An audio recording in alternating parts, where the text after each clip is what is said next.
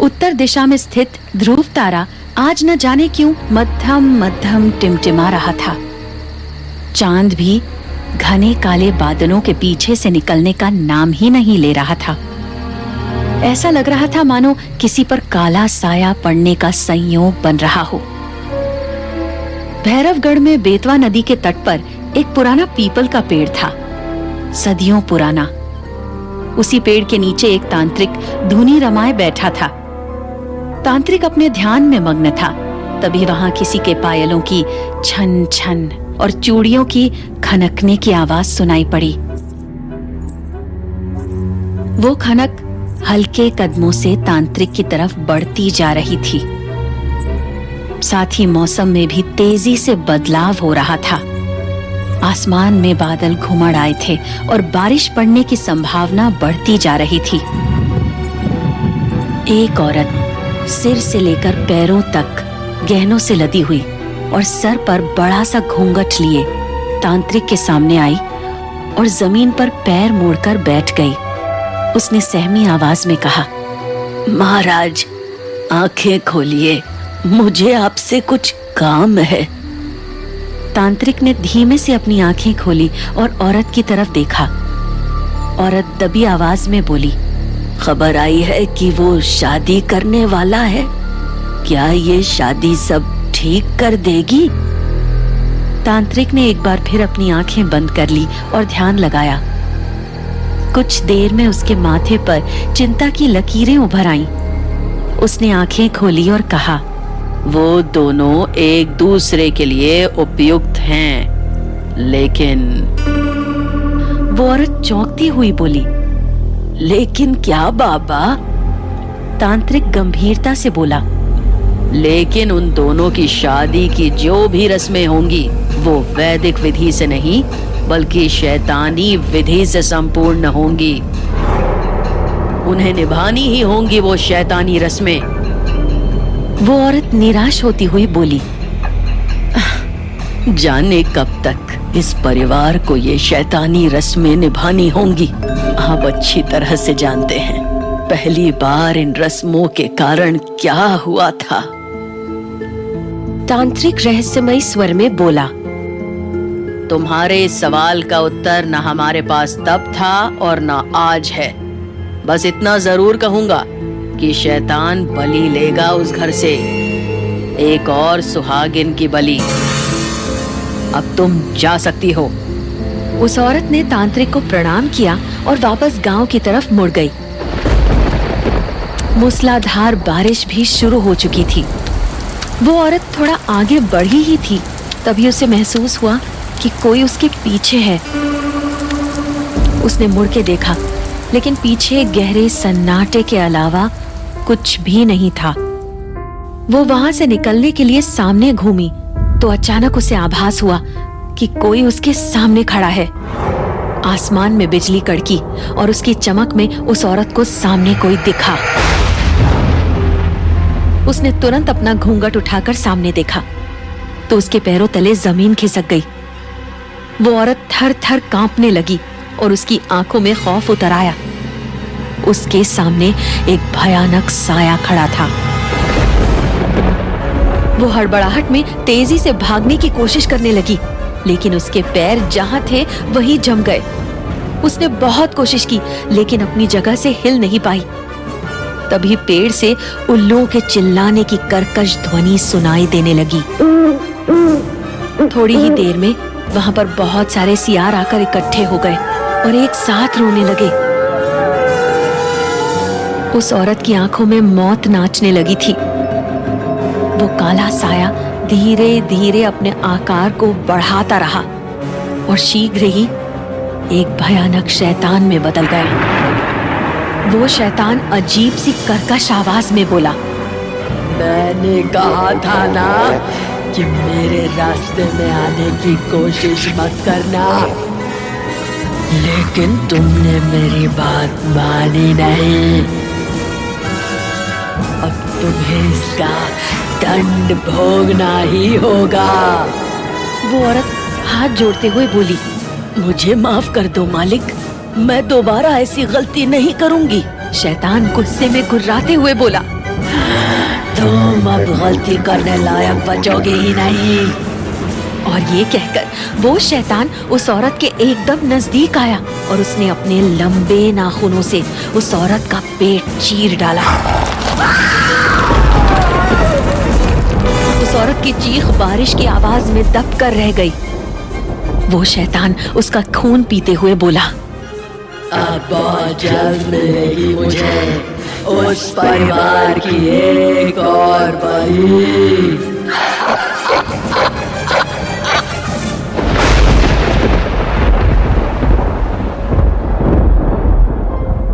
उस शैतान की खौफनाक हंसी से पूरा जंगल गूंज उठा था। एक तरफ जहां भैरवगढ़ में शैतान को इंतजार था एक नई सुहागिन का, तो दूसरी तरफ भैरवगढ़ से बहुत दूर गोवा के एक चर्च के बाहर एक ब्लैक कलर की कार आकर रुकी। कार का दरवाजा खुला और उसमें से व्हाइट कलर का वेडिंग गाउन पहने एक खूबसूरत लड़की बाहर निकली।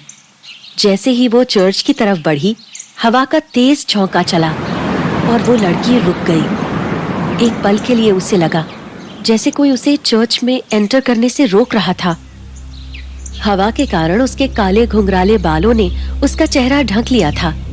अपने बालों को चेहरे से हटाते हुए उस लड़की ने आसपास देखा तो वहां कोई नहीं था।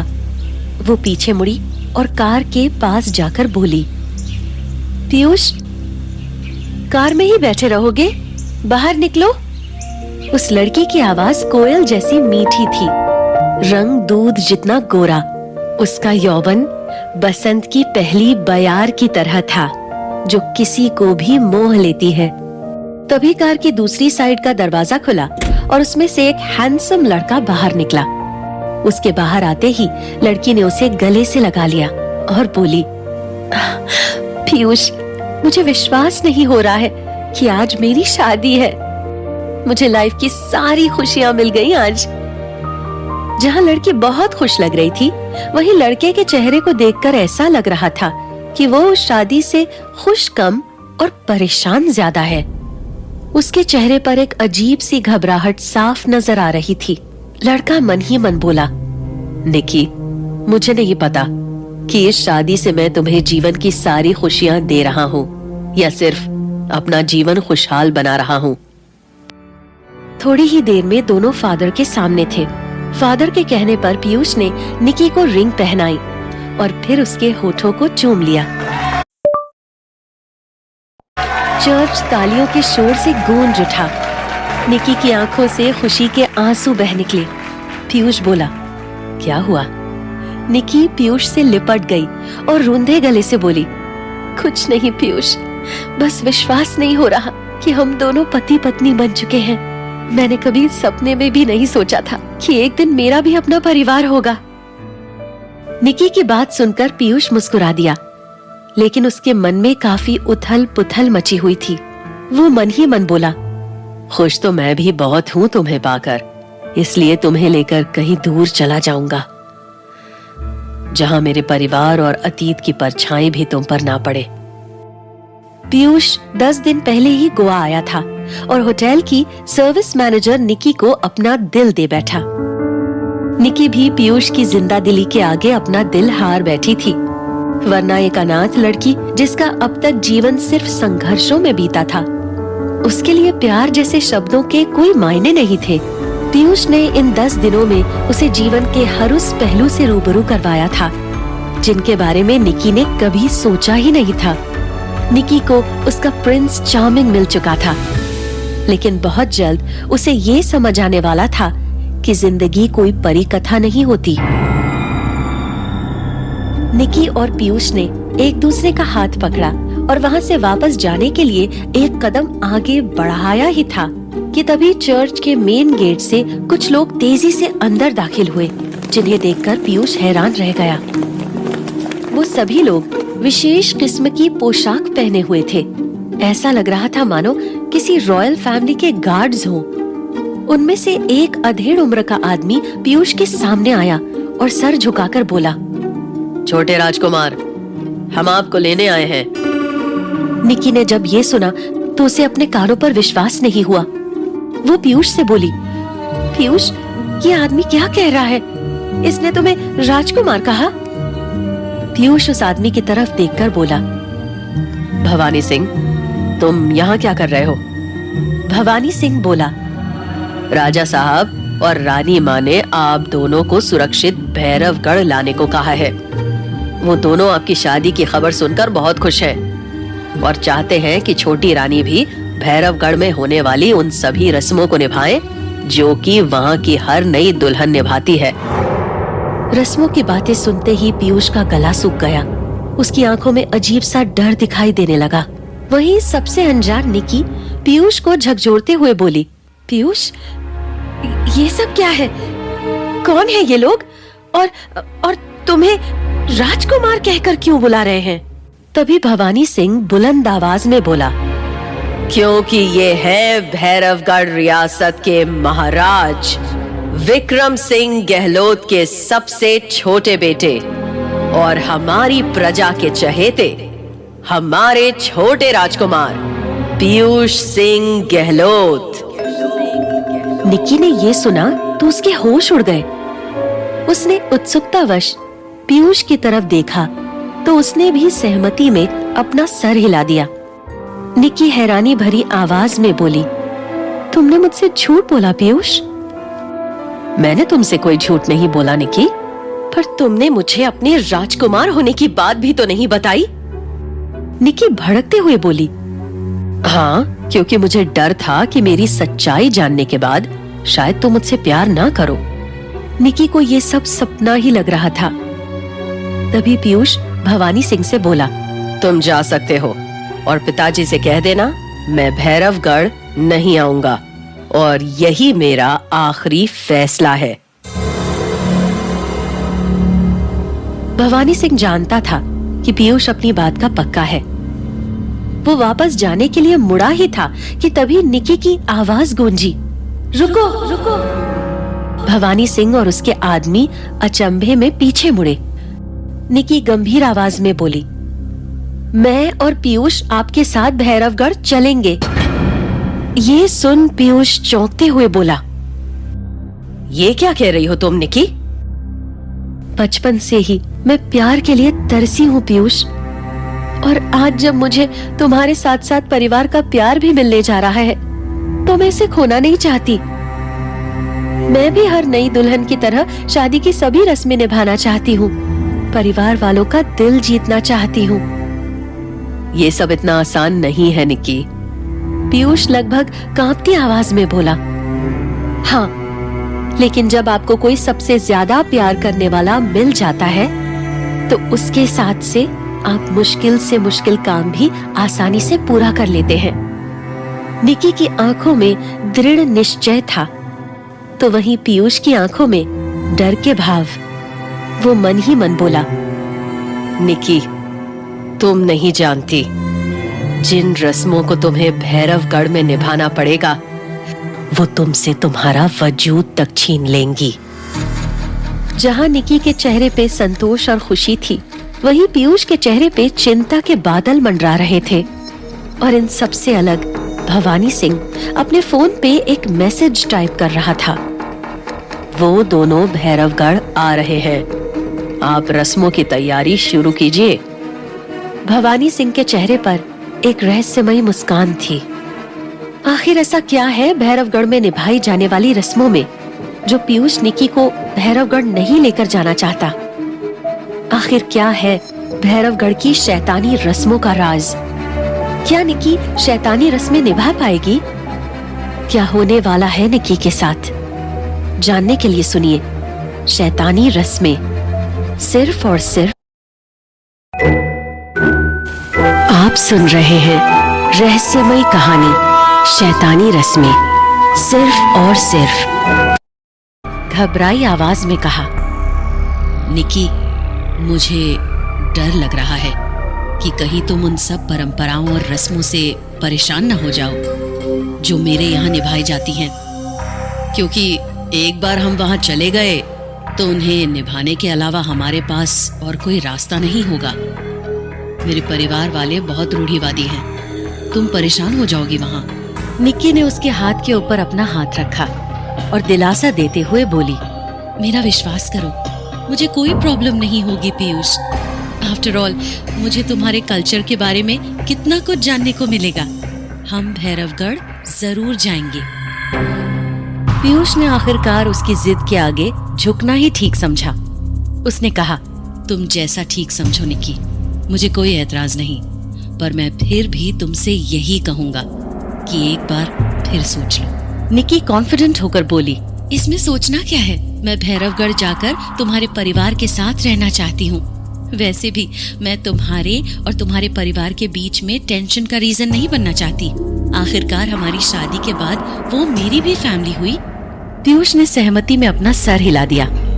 निकी ने जाने का मन तो बना लिया था, लेकिन वो इस बात से अनजान थी कि भैरवगढ़ कोई मामूली जगह नहीं थी। आगे उसके साथ कुछ ऐसा होने वाला था जिसकी उसने सपनों में भी कल्पना नहीं की थी। वहीं गोवा से दूर भैरवगढ़ में पीयूष की हवेली में मातम पसरा हुआ था। हवेली के आंगन में एक लाश रखी हुई थी। कुछ रॉयल गार्ड्स उस लाश की पहरेदारी कर रहे थे।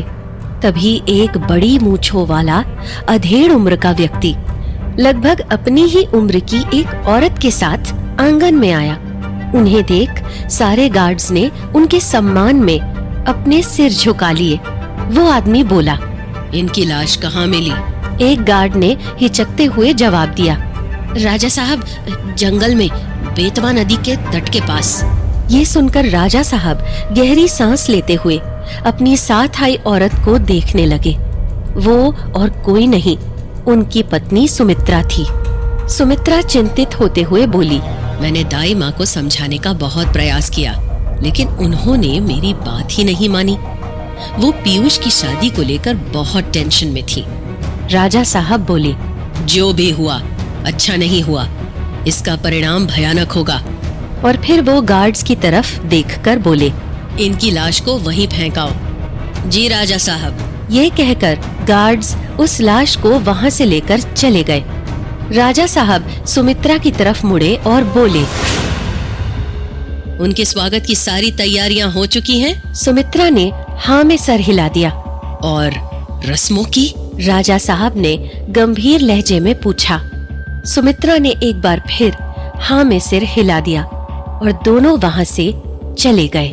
इधर भैरवगढ़ के रहस्यों से अनजान निकी खुशी खुशी पीयूष के साथ भैरवगढ़ आने की तैयारी कर रही थी।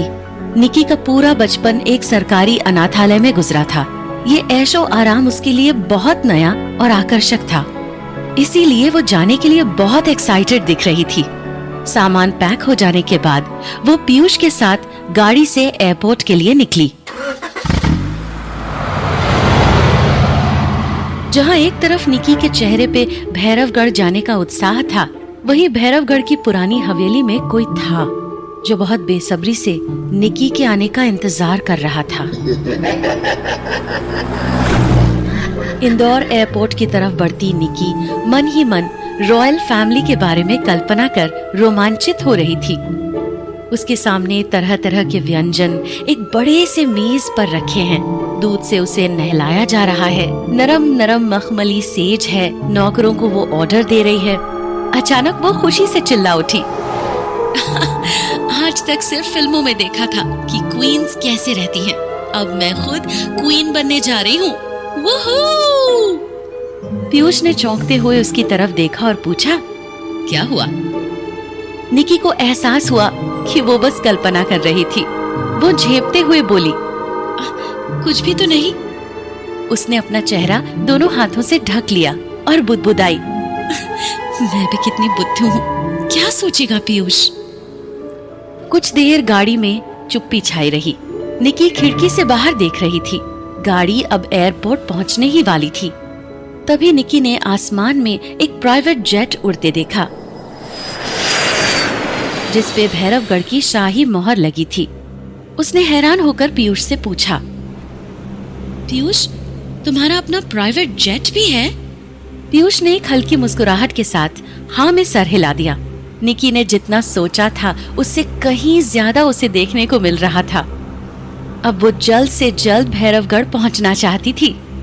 हालांकि पीयूष उसके इस फैसले से खुश नहीं था। वो मन ही मन चिंता से घिरा हुआ था, जैसे कि वो किसी बड़ी अनहोनी की तरफ बढ़ रहा हो। दोनों पीयूष के प्राइवेट जेट में बैठ गए। कुछ ही देर में जेट इंदौर के लिए टेक ऑफ कर गया। एक नई जिंदगी की शुरुआत करती हुई निकी सुहाने सपने संजो रही थी। जेट की विंडो से वो गोवा को पीछे छूटते देख रही थी। आंखों में शहर से बिछड़ने के आंसू भी थे और नई जिंदगी पाने की खुशी भी। वही पीयूष चुपचाप बैठा था। उसके चेहरे पर उदासी और घबराहट थी। निकी उसके चेहरे की तरफ देखती हुई सोचने लगी, मैंने कभी सपने में भी नहीं सोचा था कि मुझ जैसी अनाथ लड़की की इतनी बड़ी रॉयल फैमिली में शादी होगी। लेकिन पीयूष इतना चुप क्यों है? हालांकि उसने पीयूष को टोकना ठीक नहीं समझा। कुछ ही समय बाद उसका जेट इंदौर एयरपोर्ट से कुछ दूर एक प्राइवेट पोर्ट पर लैंड कर गया।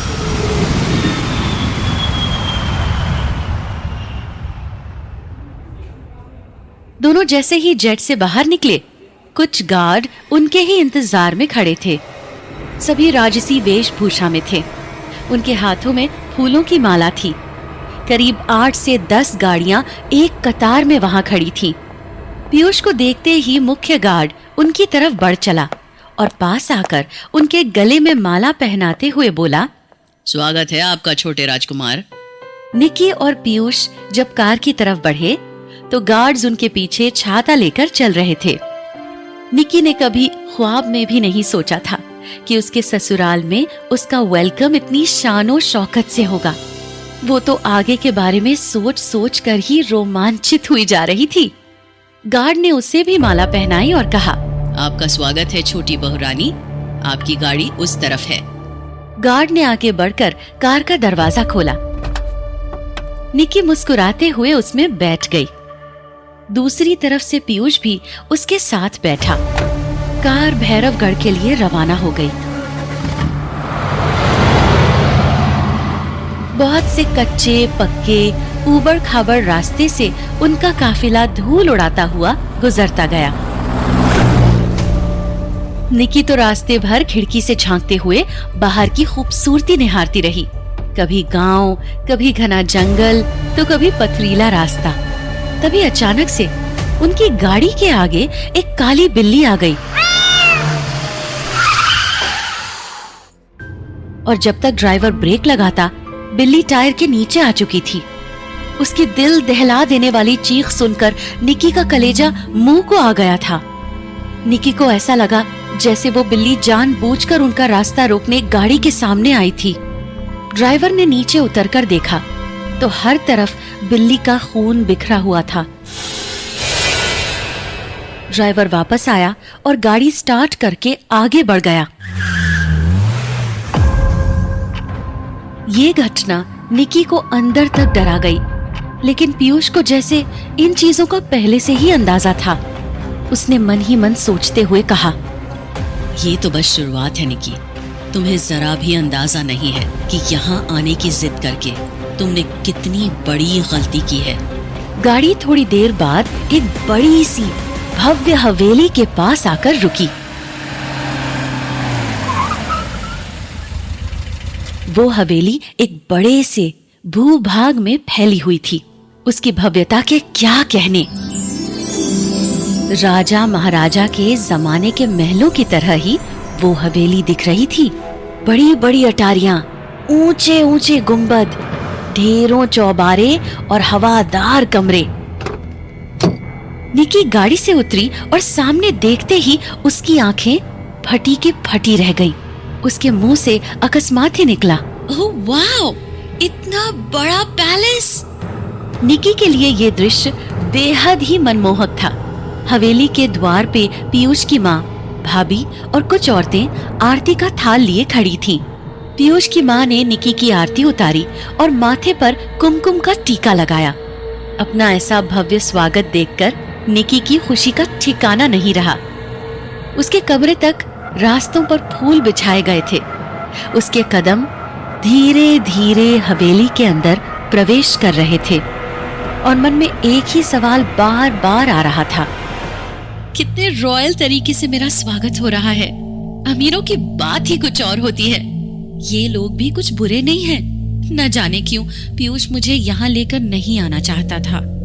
अपने ही ख्यालों में खोई निकी ने यह भी ध्यान नहीं दिया कि उसके माथे पे लगाए गए कुमकुम का रंग लाल नहीं बल्कि काला था। तभी पीयूष की माँ थोड़े तल्ख लहजे में बोली, बड़ी बहू, जाओ जाकर छोटी बहू को उसका कमरा दिखा दो। इतनी दूर से आई है, थक गई होगी, थोड़ा आराम कर लेगी। पीयूष की भाभी भी उनकी हाँ में हाँ मिलाती हुई निकी को अपने साथ हवेली की छत पर एक कमरे में लेकर आई और बोली, ये रहा तुम्हारा कमरा, अब तुम थोड़ा आराम कर लो, बहुत थक गई होगी। इतना बोल वो वहाँ से चली गई। निकी ने कमरे को देखा तो उसके लिए ये किसी बड़े लैविश होटल के कमरे से कम नहीं लगा। उसकी खुशी दोगुनी हो गई थी जब उसकी कल्पना सच साबित हो रही थी। वो उछलकर मखमली सेज पर बैठ गई और अपने दोनों हाथ हवा में फैलाते हुए बोली, कितनी सुंदर जगह है ये, यहाँ तो मैं राज करूंगी, राज। मेरा सपना अब सच होने लगा है। तभी उसे कुछ याद आया और तुरंत उठकर अपने लगेज में ढूंढते हुए बड़बड़ाई, अरे मेरा फोन कहाँ है? इतनी सारी रस्मों के बीच तो मैं अपना मोबाइल चेक करना ही भूल गई थी। निकी ने अपना पूरा लगेज छान मारा लेकिन उसे अपना फोन कहीं नहीं दिखा। वो हैरान होती हुई बोली, कहाँ चला गया मेरा फोन? कहीं गिर तो नहीं गया? मुझे बाहर किसी से पूछना चाहिए। वो कमरे से बाहर निकली तो दरवाजे पर पहरे के लिए भवानी सिंह दिख गया। उसके चेहरे पे कठोर भाव थे, आंखों में एक अजीब सा सन्नाटा था। उसे देखकर एक पल के लिए तो निकी सहम गई, लेकिन आसपास देखने पर उसे वहां और कोई नहीं दिखा तो उसने भवानी सिंह से ही मदद मांगना ठीक समझा। वो बोली, सुनिए, मुझे मेरा फोन नहीं मिल रहा, शायद हवेली में कहीं गिर गया है, क्या आपने कहीं देखा है?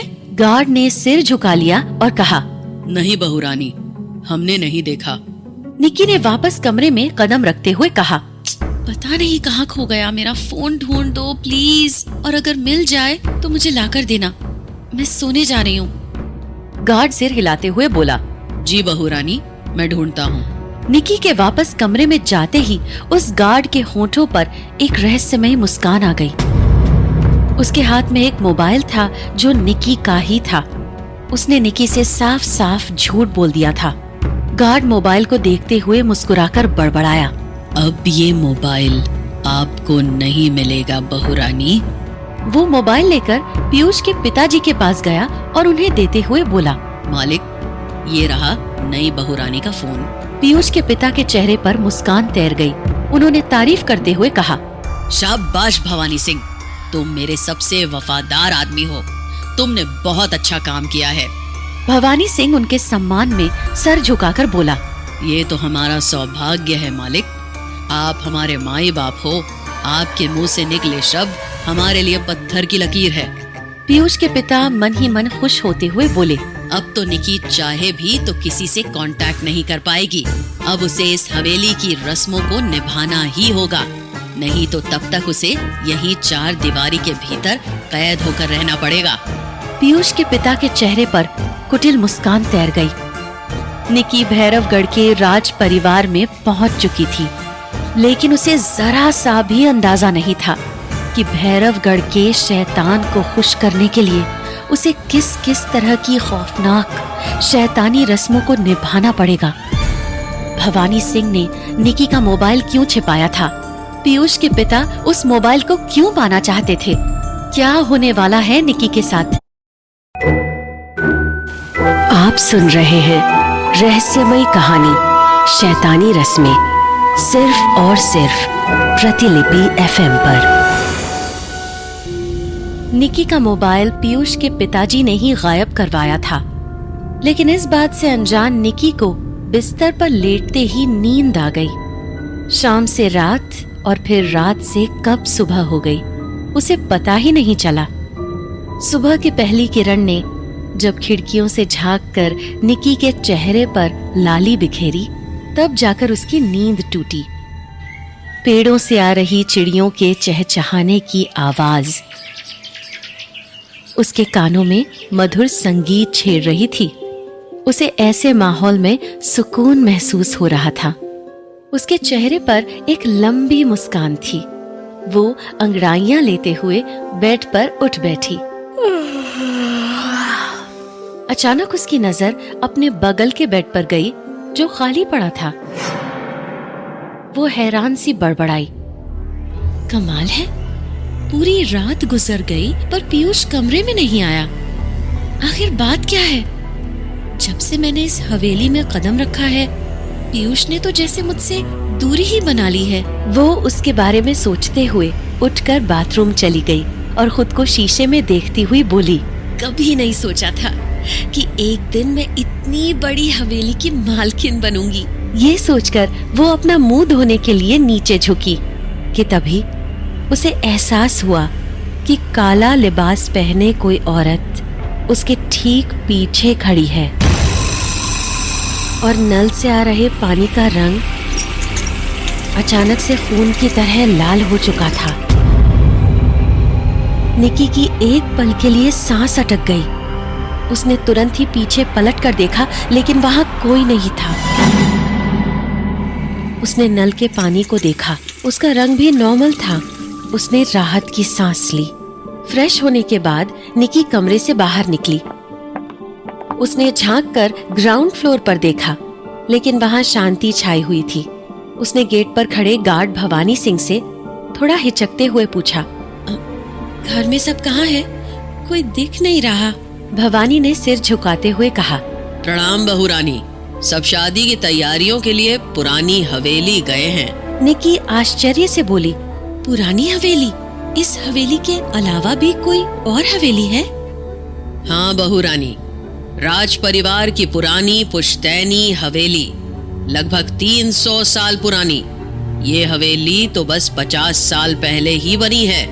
इस घर में जितनी भी शादियां होती हैं, सब पुश्तैनी हवेली से ही होती हैं। निकी आगे बोली, लेकिन वो लोग किसकी शादी के लिए वहाँ गए हैं?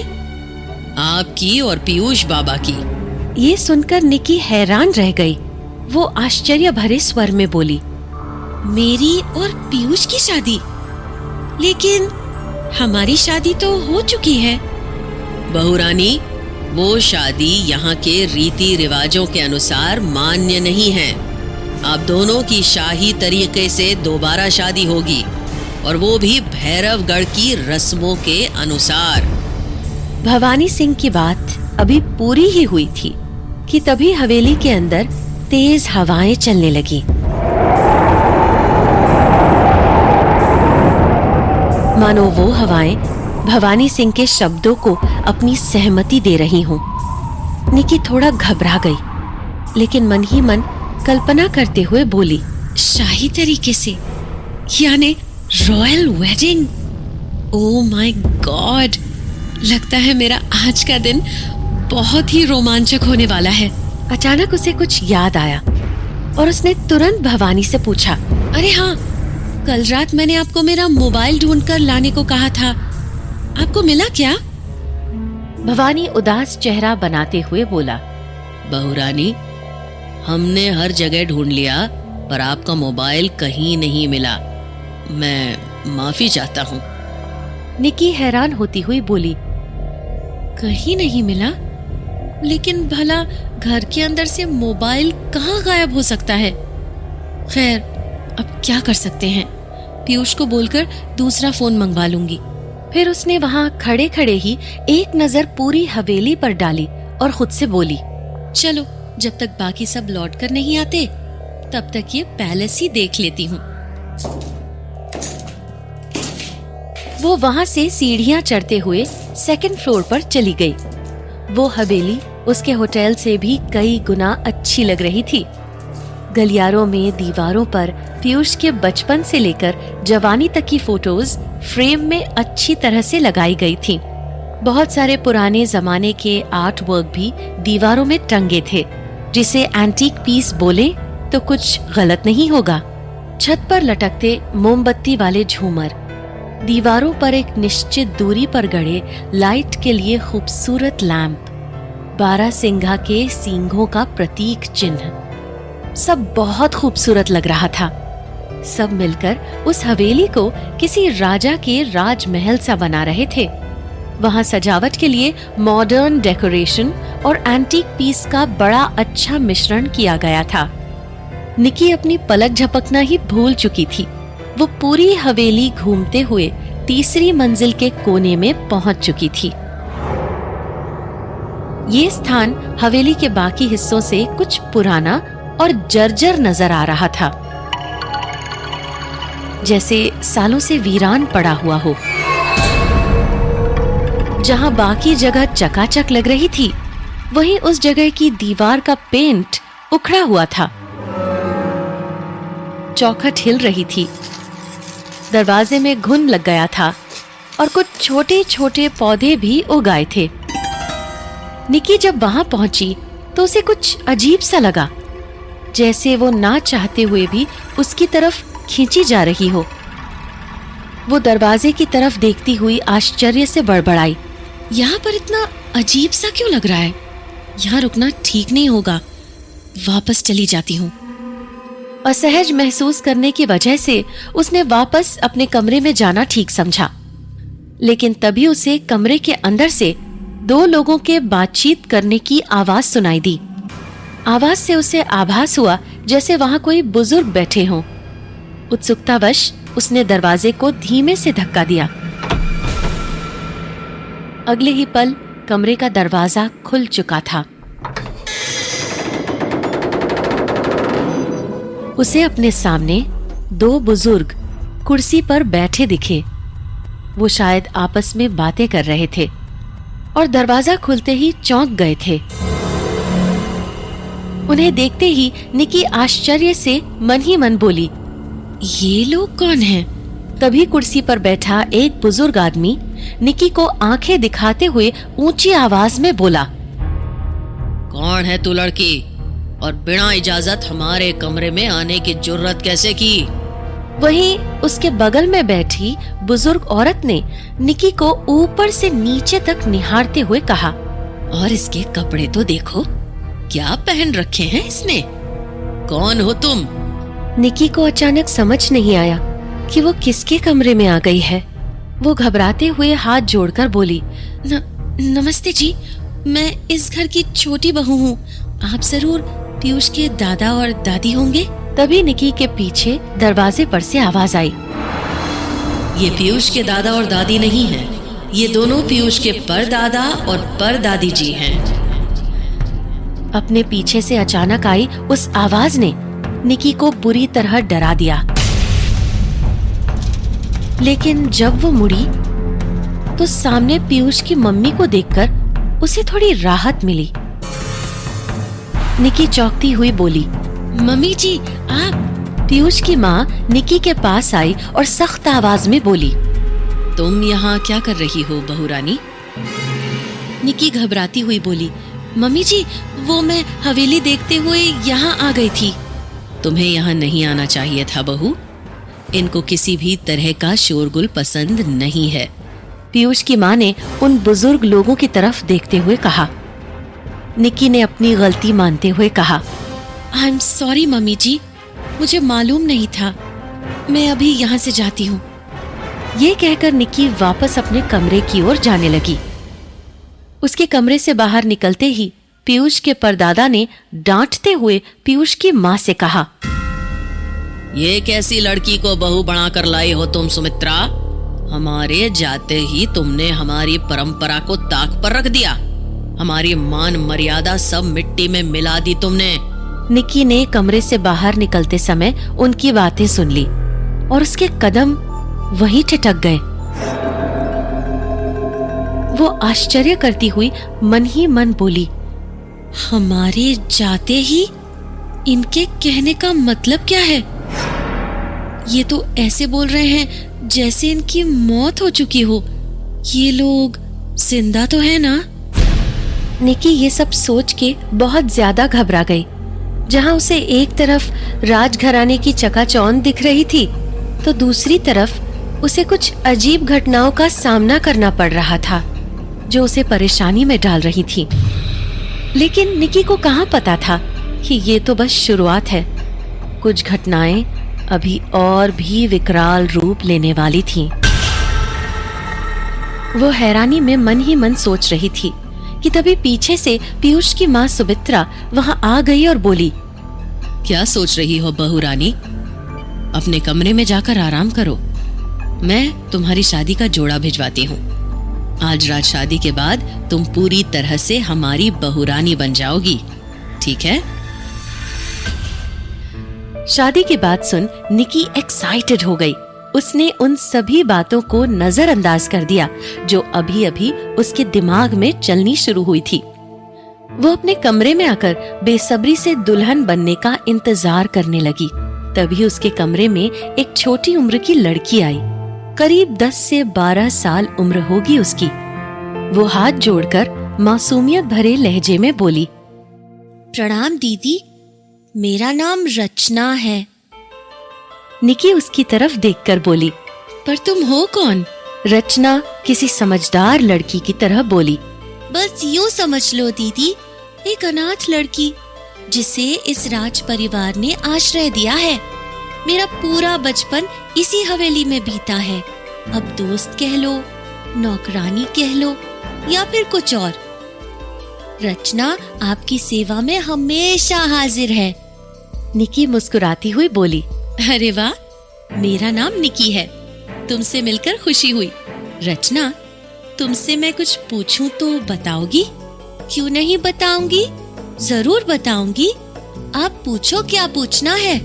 निकी ने उसे अपने बेड पर बिठा लिया था। वो उसके थोड़े और करीब गई और धीरे से बोली, मुझे इस राज परिवार के बारे में बताओ। इस राजघराने का इतिहास कितना पुराना है? यहाँ कौन कौन लोग हैं? ये सुनते ही रचना तपाक से लेकिन समझाते हुए बोली, सबसे पहले तो ये जान लो दीदी कि असल में ये कोई राजघराना नहीं है। क्या? हाँ दीदी, कुछ लोग जन्म से राजा बनते हैं और कुछ लोग कर्म से। इस राजघराने के लोग कर्म से राजा बने थे। निकी आश्चर्य से बोली, मैं कुछ समझी नहीं, कुछ इसके बारे में तो बताओ। रचना बेड से उतरती हुई बोली, बताएंगे बताएंगे, सब बताएंगे। हम कहीं भागे थोड़ी जा रहे हैं, पर पहले आपको तैयार होना है। आप भूल रही हैं कि आज आपकी शादी है। घर के सभी लोग तैयार होकर पुरानी हवेली जा चुके हैं। आपको भी तैयार होकर वहाँ पहुँचना है। अगर हमसे देर हो गई तो राजा साहब बहुत डांटेंगे। निकी थोड़ा मायूस हो गई। फिर रचना के हाथ में एक थैला देखकर खुशी से बोली, वाओ, जरा देखूं तो सही, मेरे लिए कैसा शादी का जोड़ा भेजा है सासू माँ ने। उसने रचना के हाथ से थैला लिया और जल्दी से शादी का जोड़ा उससे बाहर निकाला। लेकिन वो कपड़े देखकर चौंक गई। ओह माय गॉड, ये क्या मजाक है? शादी का काला जोड़ा? उसके हाथ से शादी का जोड़ा छूटकर नीचे गिर चुका था। शादी के जोड़े के साथ में वहाँ कुछ गहने भी थे जो उसने हाथ में ही पकड़ रखे थे। निकी ने गहने को छूते हुए कहा, और गहने भी ऐसे लग रहे हैं जैसे जलकर काले हो गए हों। काली चीजें तो मातम में पहनी जाती हैं। फिर आखिर क्या था राज उस काले जोड़े का? क्या ये सचमुच कोई मजाक था या फिर था कोई रहस्य? आप सुन रहे हैं रहस्यमयी कहानी शैतानी रस्में। ही उसे उसकी शादी का जोड़ा दिया। वो जोड़ा देखते ही निकी के चेहरे का रंग उड़ गया। शादी का काला जोड़ा और काले गहने देखते ही निकी रचना पर भड़कते हुए बोली, क्या ये कोई मजाक है रचना? काली चीजें तो मातम में पहनी जाती हैं, फिर मुझे काला जोड़ा क्यों दिया गया है? रचना सहमती हुई बोली, नहीं दीदी, ये कोई मजाक नहीं है। इस राजघराने की शादियों में सब ऐसे ही कपड़े पहनते हैं। निकी ने जमीन से शादी का जोड़ा उठाया और उसे दिखाकर डांटती हुई बोली, ये काला जोड़ा पहना जाता है यहाँ शादी में? रचना घबराई हुई आवाज में बोली, हाँ दीदी, इस घर में ऐसी बहुत सी परंपराएं और रिवाज हैं जो अभी आपको अजीब लगेंगे, पर धीरे धीरे आपको सब समझ आ जाएगा। और फिर मैं क्या कर सकती हूँ, रानी माँ ने ही मुझे देने को कहा था, मैं तो बस मामूली सी नौकरानी हूँ। अचानक पीछे से आती पायलों की आवाज सुनकर निकी पीछे मुड़ी और पीयूष की मम्मी सुमित्रा को दरवाजे पे खड़ा देखकर चौंक गई। सुमित्रा कठोर आवाज में बोली, रचना सही कह रही है बहू, हमारे यहाँ की शादियाँ काले जोड़े में ही होती हैं। तुम ज्यादा मत सोचो और जल्दी से तैयार हो जाओ, हमें तुरंत पुरानी हवेली के लिए निकलना है। उनके सामने निकी कुछ नहीं बोल पाई। वो बस उनकी बात मानते हुए तैयार होने ड्रेसिंग टेबल पर बैठ गई और अपना चेहरा आईने में निहारने लगी। वो अपने माथे में काले रंग का मांग टीका पहनती हुई मन ही मन सोचने लगी, कुछ समझ नहीं आ रहा है। मैंने पहले भी बहुत सी हिंदू शादियां देखी हैं, पर ऐसा रिवाज आज तक कहीं नहीं देखा। खैर, तैयार तो होना ही होगा। उसने शादी का काला जोड़ा और सारे गहने पहन लिए। उसे लिपस्टिक भी काले रंग की दी गई थी। तैयार होने के बाद वो बिल्कुल भी खुश नहीं दिख रही थी। आईने में जब वो खुद को निहार रही थी तो ऐसा लग रहा था जैसे वो कोई राजकुमारी नहीं बल्कि कोई डायन हो जो किसी का घर उजाड़ने जा रही हो।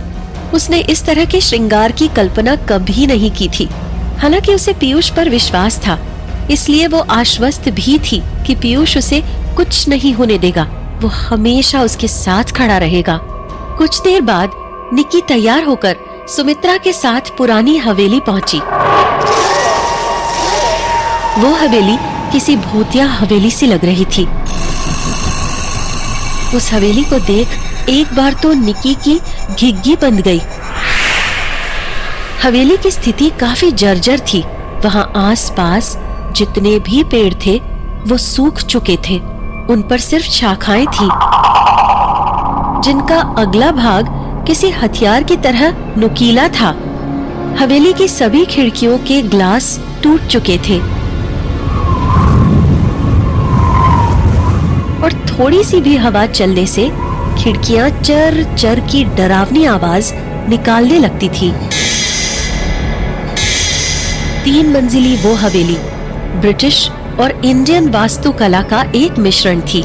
हवेली के प्रत्येक खंबे पर लताएं किसी सांप की तरह लिपटी हुई थी। ऊपर आसमान में चील उड़ रहे थे और काले काले बादल मंडरा रहे थे। एक काला कौवा पेड़ की डाल पर बैठा आंखें तरेर कर हवेली की तरफ ही देख रहा था और कांव कांव की आवाज निकाल उस माहौल को और भी डरावना बना रहा था। किसी अनहोनी की आशंका हो रही थी। हवेली के सबसे ऊपर एक तिकोना कमरा बना हुआ था जिसके आगे एक बड़ी सी गोल घड़ी टंगी हुई थी। अचानक घड़ी ने टन टन की आवाज कर दोपहर के 12 बजाए, जिसे सुन निकी के दिल में भय समा गया। वो हवेली को देखकर चौंकती हुई बोली, ओह गॉड, ये तो एकदम किसी भूतिया हवेली जैसी दिख रही है। यहाँ कैसे शादी? ये सुन सुमित्रा डांट कर बोली, जुबान संभाल कर बात करो बहू रानी, ये हमारी पुश्तैनी हवेली है, इसके बारे में ऐसी बातें नहीं करते। निकी को तुरंत अपनी गलती का एहसास हुआ और माफी मांगती हुई बोली, सॉरी मम्मी जी, गलती से बोल गई। वो दोनों उस हवेली में एंटर कर उसके आंगन में आ गए। वहीं बीचों बीच आंगन में शादी का मंडप बनाया गया था, लेकिन वहाँ मंडप के नाम पर बीच में अग्नि की वेदी और उसके चारों ओर बैठने के लिए 3 स्थान। ऐसा लग ही नहीं रहा था जैसे यहाँ शादी का माहौल हो। निकी ने गौर किया कि वहाँ किसी भी तरह की सजावट नहीं की गई थी, जैसा कि अक्सर शादियों में होता है कि मंडप को अच्छे से सजाया जाता है, हवेली को सजाया जाता है, जो दूर से ही देखने पर शादी समारोह जैसा लगता है, लेकिन यहाँ ऐसा कुछ नहीं था। नई हवेली के मुकाबले ये पुरानी हवेली बहुत ही सुनसान और डरावनी लग रही थी। निकी का ध्यान मंडप पर कम और हवेली को निहारने पर ज्यादा था। उसे वहाँ के कमजोर खंभों और छतों को देखकर बहुत हैरानी हो रही थी। देखने में ऐसा लग रहा था कि इस हवेली की छत कभी भी गिर सकती है, लेकिन वहाँ मौजूद किसी भी इंसान को इस बात की परवाह ही नहीं थी। वो मन ही मन सोचती हुई बोली, यहाँ अगर छत गिरी तो मेरी मौत तो निश्चित है। ये हमें यहाँ शादी कराने लाए हैं या फिर मौत के मुंह में ढकेलने। मुझे लगा कि अगर इन्होंने मेरा स्वागत इतने धूमधाम से किया है तो शादी में तो और ज्यादा रौनक होगी, लेकिन यहाँ तो ऐसा लग रहा है कि किसी चीज का मातम मनाया जा रहा है। मन में हजार सवाल लिए निकी शादी के मंडप के पास आई। घर के सभी सदस्यों के चेहरे पर गंभीरता थी। हंसी ठहाका तो दूर, कोई आपस में बात तक नहीं कर रहा था। तभी पीयूष के पिता ने सुमित्रा के पास आते ही कहा, कितनी देर लगा दी आपने यहाँ आने में? अब जल्दी से इन्हें मंडप में ले जाइए, बाबा इंतजार कर रहे हैं। सुमित्रा बोली, जी राजा साहब। निकी को जब मंडप में बिठाया गया तो वो चौंक गई। वो मंडप कम और शमशान घाट का कोई तांत्रिक स्थल ज्यादा लग रहा था। सामने की अग्नि वेदी कम और तंत्र कुंड ज्यादा लग रहा था। पूजा कराने वाला कोई ब्राह्मण नहीं बल्कि एक तांत्रिक था, जो देखने से ही भयानक लग रहा था। उसने अपने गले में नरमुंड और हड्डियों की माला पहन रखी थी। दाढ़ी के बाल लंबे और घने थे और सर के बाल ऐसे जैसे कोई अघोरी हो। वहीं पास में एक खोखले मुंड में थोड़ा रक्त रखा हुआ था। साथ ही शव की हड्डियों की भस्म थी और कुछ अगरबत्तियां वहां एक खोपड़ी में गड़ी हुई थी। वहां ऐसा लग रहा था जैसे कोई शादी नहीं बल्कि तांत्रिक क्रिया की जा रही हो, जैसे किसी के लिए वशीकरण विधि अपनाई जा रही हो। हालांकि सभी को चुप देख निकी ने भी चुप रहना ही बेहतर समझा। शादी की रस्में शुरू हो गई थी। तांत्रिक ने कहा, वर वधू अपना दाहिना हाथ आगे बढ़ाएं। दोनों ने अपना हाथ आगे किया। तांत्रिक ने निकी और पीयूष के हाथ को एक साथ एक लाल कपड़े से बांध दिया। फिर उन्होंने जोर जोर से चिल्ला कर मंत्र पढ़ने शुरू किए। फट स्वाहा, ओम ह्रीम क्लीम फट फट स्वाहा। मंत्र पढ़ते हुए वो बाबा बगल में पड़े भस्म को एक हड्डी के चम्मच से जोर जोर से कुंड में फेंक रहा था। आग बार बार निकी के चेहरे के पास आकर भड़क उठती थी। निकी ये सब देखकर थोड़ा डरने लगी थी। उसके हृदय में डर ने घर कर लिया था, लेकिन उसका घूंघट से ढका चेहरा उसके डर को छुपा रहा था। वो मन ही मन डरती हुई बोली, ये किस तरह से मंत्र पढ़ रहे हैं? ये कैसी शादी है? शादी में भला ये सब हो क्या रहा है? और सब इतने चुप क्यों हैं? 1 मिनट बाद तांत्रिक ने मंत्र पढ़ना बंद कर दिया और स्वाहा मंत्र के साथ खोपड़ी में पड़े रक्त को कुंड में उड़ेल दिया। कुंड की अग्नि की लौ एक पल में बुझ गई। तांत्रिक ने पीयूष और निकी की तरफ देखा और फिर कहा, अब आप दोनों इस अग्नि वेदी के 5 फेरे लीजिए। अब निकी के सब्र का बांध टूट गया। वो आश्चर्य से बोली, 5 फेरे? पर फेरे तो 7 होते हैं ना बाबा, और वो भी इस बुझी हुई अग्नि में। ये कैसी शादी है? तांत्रिक ने निकी की तरफ गुस्से से घूर कर देखा, जैसे उसने ये प्रश्न पूछकर न जाने कौन सा पाप कर दिया हो। उसका चेहरा बता रहा था कि उसके काम में रोक टोक उसे जरा भी अच्छा नहीं लग रहा था। तभी सुमित्रा ने झुककर निकी के कान में दबी आवाज में कहा, बहू, जैसा कहा जा रहा है वैसा करो। यहाँ सवाल नहीं करते, वक्त बहुत कम है। निकी ने आगे कुछ न बोलना ही उचित समझा। वो और पीयूष चुपचाप वेदी के फेरे लेने लगे। 5 फेरे पूरे हो जाने के बाद तांत्रिक ने उसके लाल बंधन को खोला और उसे वेदी में डाल दिया कि वो अग्नि फिर से दहक उठी। वो लाल बंधन जलकर भस्म हो गया। तांत्रिक खड़ा होता हुआ बोला, यहाँ की रस्म पूरी हो गई। अब आगे की रस्मों के लिए सभी हवेली के पीछे वाले कुंड में चलिए।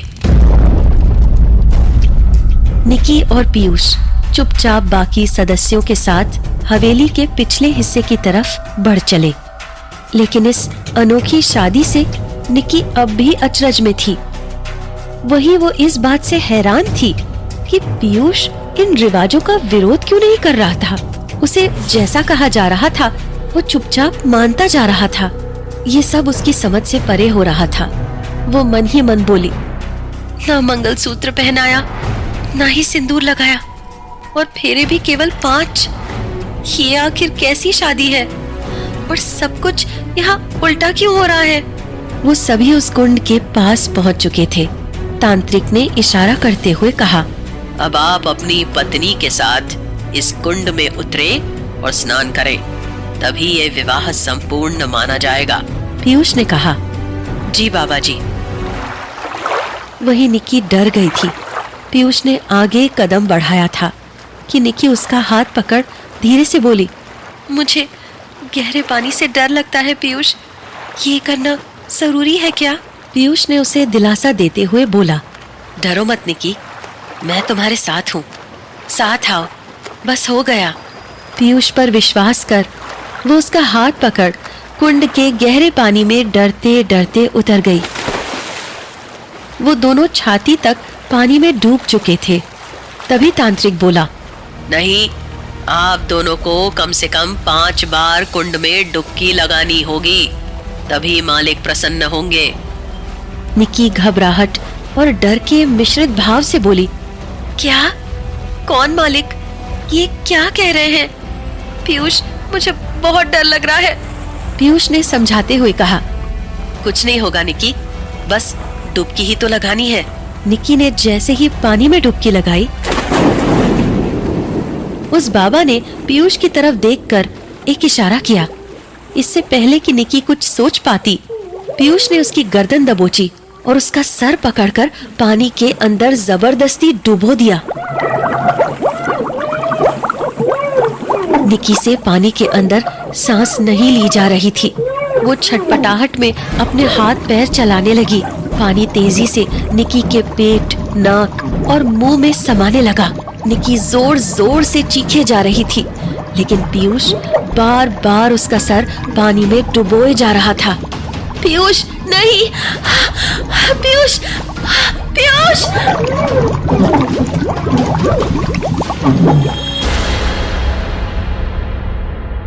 आखिर पीयूष ने अचानक से निकी को पानी में क्यों डुबो दिया? आखिर क्या है शादी की इन अजीब सी रस्मों का रहस्य? कहानी जारी रहेगी। बस आप बने रहें शैतानी। निकी और पीयूष की शादी पूरी होने के बाद पीयूष के घर वाले और बाबा उन्हें हवेली के पीछे वाले कुंड तक लेकर आए थे। आखिरी रिवाज के अनुसार पीयूष और निकी को उस कुंड में 5 डुबकी लगानी थी।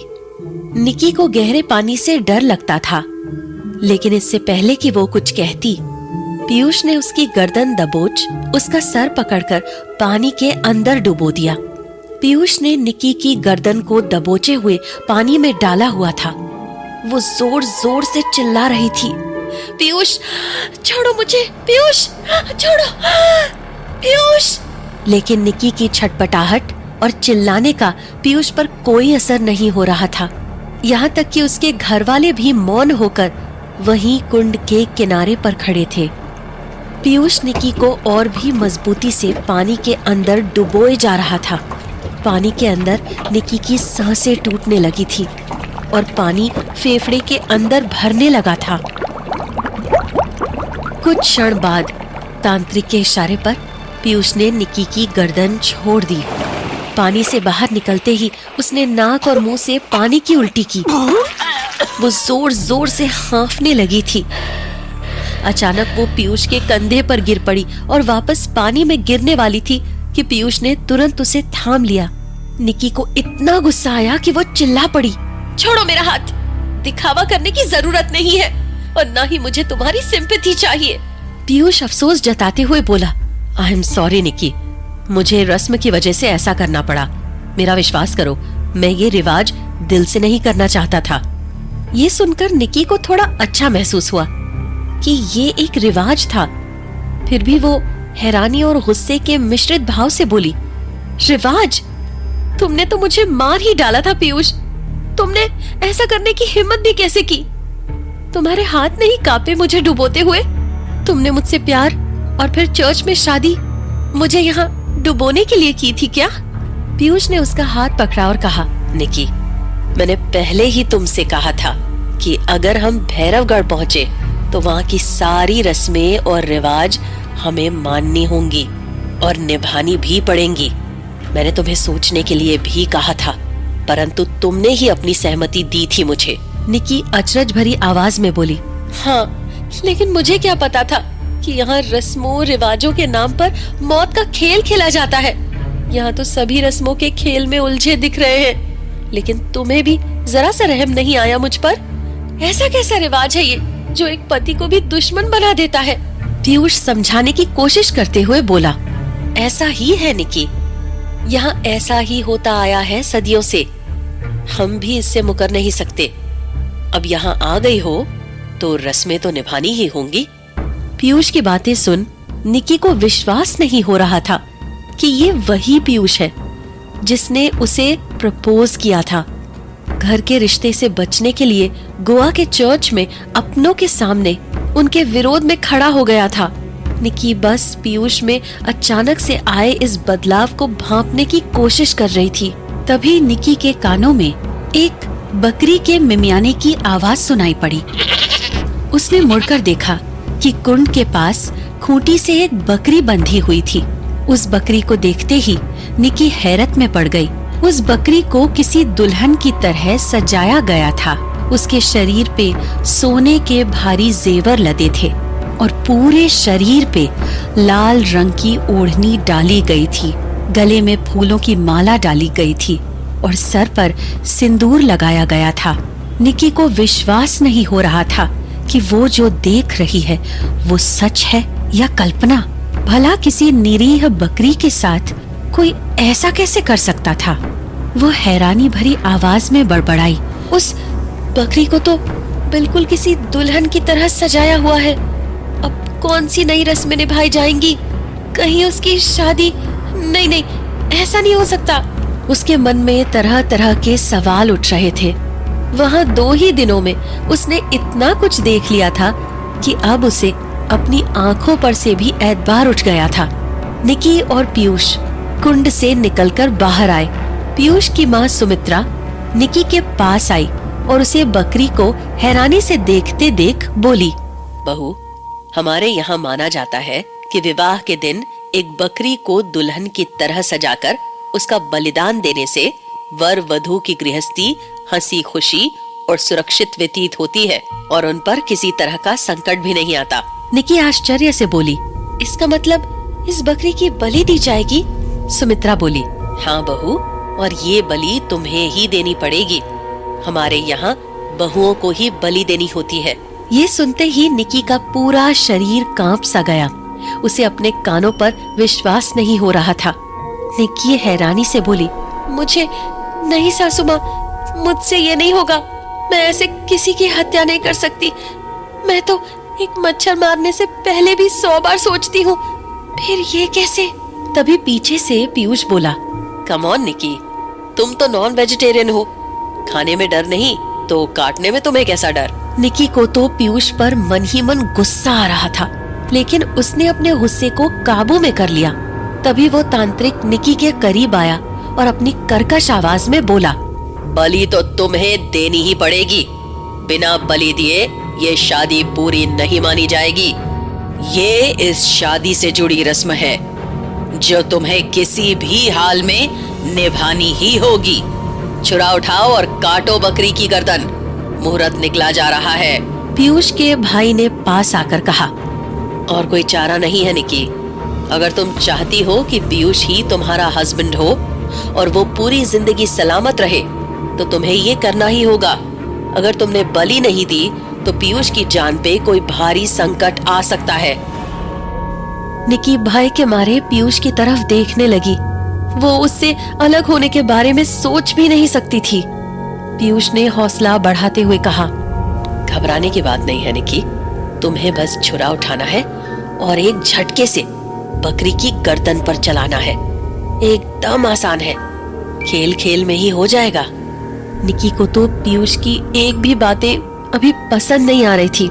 उसने पीयूष को घूर कर देखा और आंखों ही आंखों में वो उसे ढेरों गालियां देते हुए सैकड़ों थप्पड़ भी उसके गाल पर जड़ चुकी थी। तभी पीयूष की भाभी बोली, निकी, मुझे भी डर लगा था पहली बार, पर मैंने आंखें बंद कर छुरा नीचे कर दिया। हमें पता भी नहीं चला कि हमने किया क्या, बस हो गया। सबके इतना फोर्स करने पर निकी ने वो धारदार छुरा उठा लिया। उससे उस छुरे का भी वजन नहीं संभाला जा रहा था। उसका पूरा शरीर कांप रहा था। वो परेशान मन से प्रार्थना करती हुई बोली, ओह गॉड, पता नहीं मुझसे ये हो भी पाएगा या नहीं। ये सारी रस्में औरतों को ही क्यों करनी होती है। पीयूष उसका उत्साह बढ़ाते हुए बोला, शाबाश निकी, आगे बढ़ो। निकी उस बकरी के पास पहुंची। वो मन ही मन घबरा रही थी, लेकिन उसे ऐसा करना ही था। सब कुछ भूलकर उसने बकरी को मारने के लिए छुरा हवा में उठाया। तभी उसकी नजर उस मासूम सी बकरी से जा टकराई और उसने झट से अपनी आंखें बंद कर ली। छुरा उसके हाथ से चल चुका था। खच की आवाज के साथ एक ही वार में बकरी की गर्दन उसके धड़ से कटकर अलग हो गई। बकरी के खून से निकी का पूरा चेहरा रंग चुका था। जब उसने आंखें खोली और बकरी का कटा हुआ धड़ छटपटाता देखा तो उसे चक्कर सा आने लगा, लेकिन पीयूष ने उसे आकर थाम लिया। तांत्रिक ने खुश होकर कहा, शादी की पहली रस्में पूरी हुई, अब आप दोनों अपने बड़ों का आशीर्वाद लें। निकी खुश होकर बोली, ग्रेट, इट मीन्स इसके बाद अब और कोई रस्म नहीं निभानी होगी। निकी के इस सवाल को सुनते ही सारे घर वाले उसे ऐसे देखने लगे मानो उसने कोई गलत बात कह दी हो। सुमित्रा बोली, बहू, अभी तुमने सिर्फ एक रस्म निभाई है, अभी आगे तुम्हें और भी रस्में निभानी हैं। तब जाकर तुम सही मायनों में कहलाओगी भैरवगढ़ की छोटी रानी। सुमित्रा का ये कहना ही था कि तभी तालाब के पानी में अजीब सी हलचल होने लगी। मानो वो हलचल सुमित्रा की बातों को अपनी सहमति प्रदान कर रही हो। निकी आंखें फाड़कर पानी में हो रही हलचल देखने लगी। तभी पीयूष की भाभी उससे बोली, निकी, सबका आशीर्वाद लो। निकी ने हाँ में अपना सिर हिलाया। पीयूष और निकी एक साथ पीयूष के पिता का आशीर्वाद लेने पहुँचे। दोनों ने झुककर उन्हें प्रणाम किया। उन्होंने आशीर्वाद देते हुए कहा, सौभाग्यवती भव। इस राज परिवार से जुड़ने के कारण आज से तुम्हारा नाम है निकिता पीयूष गहलोत। दोनों ने फिर सुमित्रा को प्रणाम किया और फिर भाई और भाभी को। वहाँ की सारी रस्में पूरी हो जाने के बाद सुमित्रा बोली, चलो निकिता और पीयूष, हवेली जाकर तुम दोनों को बड़े बुजुर्गों का भी आशीर्वाद लेना है। विवाह की सभी रस्में पूरी कर शादीशुदा जोड़ा वापस हवेली लौट आया था। हवेली पहुँचते ही उन्हें परदादा और परदादी के कमरे में ले जाया गया। उन्हें आया देख पीयूष के परदादा परदादी के चेहरे पे मुस्कान आ गई, जैसे उन्हें इसी पल का इंतजार था। उन्हें मुस्कुराता देख निकी को थोड़ा अच्छा लगा। वो उन दोनों का आशीर्वाद लेने अकेले ही उनकी ओर बढ़ी। उसे अपने करीब आता देख पीयूष के परदादा और परदादी के चेहरे के भाव ही बदल गए, जैसे वो नहीं चाहते थे कि निकी उनके पास आए। निकी उनके नजदीक पहुंचने ही वाली थी कि तभी उसकी सास सुमित्रा जोर से चिल्ला पड़ी, रुक जाओ बहू, रुक जाओ बहू, रुक जाओ बहू, रुक जाओ बहू, रुक जाओ बहू, रुक जाओ बहू, रुक जाओ बहू, रुक जाओ बहू। सुमित्रा की आवाज से पूरा कमरा गूंज उठा। निकी तो एक पल के लिए डर ही गई। वो जहाँ थी वहीं ठिठक कर खड़ी हो गई। वो सुमित्रा की तरफ पलटी और डरते हुए बोली, क्या हुआ मम्मी जी? सुमित्रा बोली, इनके पैर छूने की जरूरत नहीं है। इनके पैरों के पास की धूल को छू लो। निकी हैरान स्वर में बोली। पर क्यों मम्मी जी? सुमित्रा बोली, क्योंकि हम बहुत ज्यादा बुजुर्ग लोगों के शरीर को नहीं छूते, इसलिए मैंने जैसा कहा वैसा ही करो। हम जानते हैं ये बातें तुमको अजीब लगेंगी, पर हम अपने रस्मों रिवाज को लेकर बहुत सख्त हैं। तुम्हें भी इन नियमों का पालन करना होगा। निकी उनकी बात मानती हुई बोली, जैसा आप कहिए मम्मी जी। उसने परदादा और परदादी के पैरों की धूल को छूकर ही उनसे आशीर्वाद लिया। उसके बाद वो रचना और मम्मी जी के साथ आगे बढ़ी। वो गलियारे के दीवारों पर टंगी तस्वीरों को बड़ी गौर से देखती जा रही थी। सुमित्रा उन तस्वीरों को देखती हुई बोली, ये सब हमारे पूर्वजों की तस्वीरें हैं बहू। इन सबको प्रणाम कर इनका आशीर्वाद लो। निकी भी सुमित्रा के कहे अनुसार सभी तस्वीरों को प्रणाम करती हुई आगे बढ़ी, लेकिन वो अचानक एक तस्वीर को देखकर ठिठकी। उन तस्वीरों में एक तस्वीर एक औरत की थी जो लगभग निकी की ही उम्र की लग रही थी।